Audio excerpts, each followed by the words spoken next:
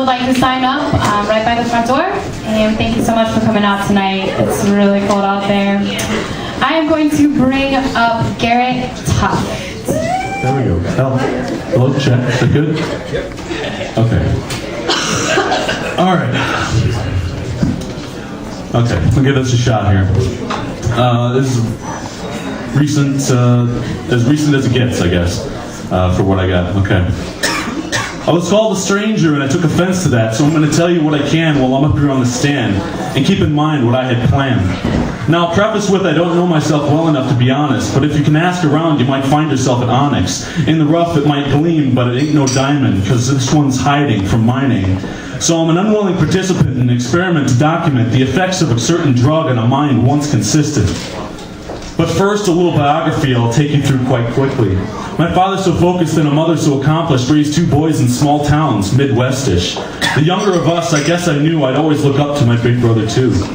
My friends were the best, and there was no hating to build up yourself while the other was waiting. I blew a scholarship and threw away my money because I started in a bottle and went after the cunny. I lived it loud in the college crowd, and the dreams of science floated to the clouds. But I had no awareness of the life before me, no concept of futurosity. Then life really started when I first and only floated with a sage leaf, and a vision was imparted. What I saw was grandeur and a crazy picture, and they saw a madman on a half-hour bender.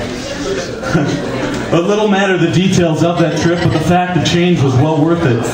See, less than the years that I had, on one hand, I was born again, already a brilliant mind, but an average man. Perspective switched 180, no longer through others' eyes, now through my own.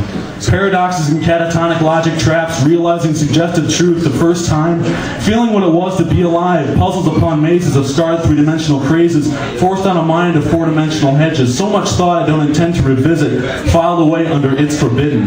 Then little by little, a piece a day, with everything I learned, my innocence fades. But it wasn't about knowledge and it wasn't about books, it's about what it means to see your looks.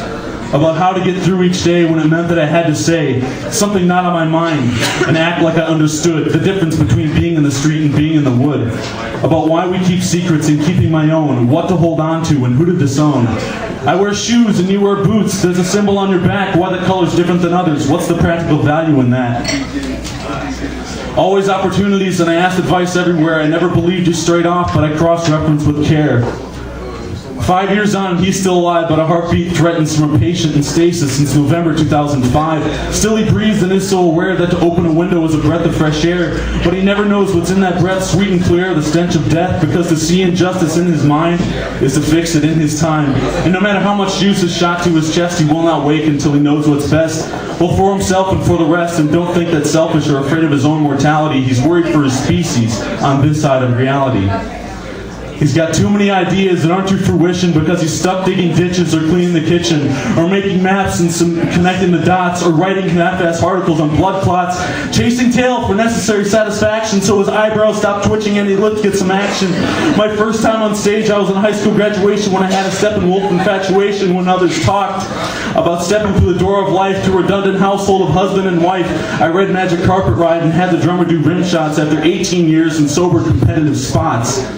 I got ideas that keep me busy till 80, but that's just the ones that feel weighty. I'd give the rest away for free if I was able, but I don't know what to say is okay and be stable.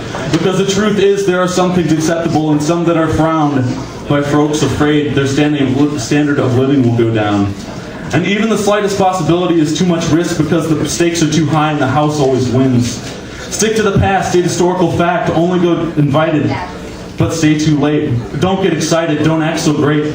Vet ideas for acceptance before saying anything in public. Listen to everyone even when wrong. Stay clean, stay sharp, stay healthy and strong. Write ideas to get them out of your head. Act a fool because it's safe. Coordinate dreams when lying in bed. Careful with the phone. International calls are tapped, even though no one's listening just yet. Know a pretty girl you're happy to see. Redirect your energies emotionally. Celebrate art every hour. Love your fellow human, but don't be obvious. Drink and eat things delicious. Remember short platitudes to change your attitudes.